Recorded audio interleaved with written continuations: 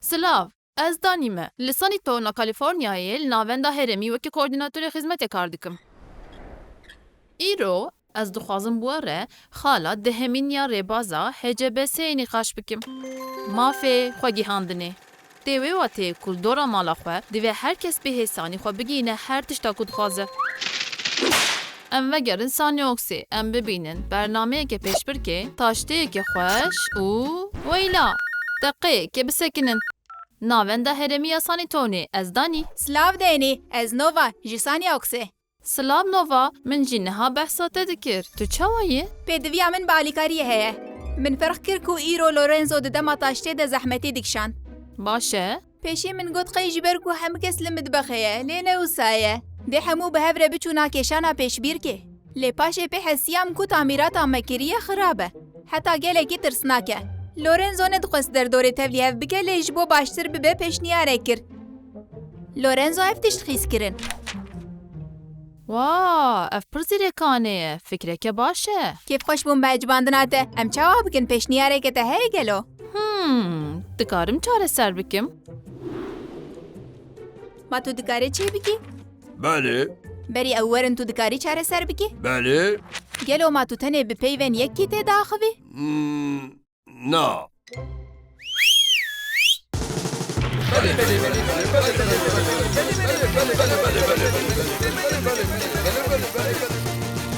Wey, tu pir bilez dixebitî. بله Ez bawer nakim ku ev versiyona malê danime. Pirsgirêka, berxab, çerxê. Em jî dikarin bilîzin? Em paqijiyê bikin, xwarinê çêkin, hem bixwin, hem bilîzin. Ez ê bigêm wezarokno divê ez biçim xwarin bixwim. Belê.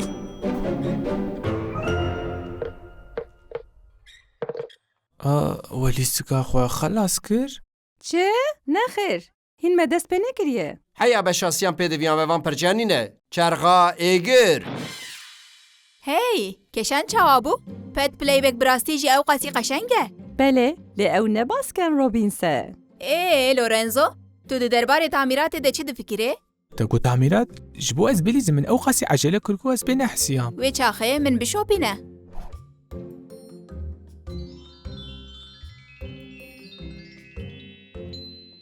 Piştî tu çûyî ez li navenda herêmê geriyam. Denî ez bi kontrî oks vegirê da. Midbexa xwe nû çêkirine û malzemeyên zêde jî dane. û ez jî li blenderê geriyam îro ew jî hatin. Te ji bo min çê kir? Ez spas dikim Nova. Spas xweş. Gelo ji bo lîstikê em jî beşdarî yên din bibin? Tu here ez yekser werim. Hey delala min. Belê kêşan pir baş bû. Lêya herî başir çi bû tu dizanî?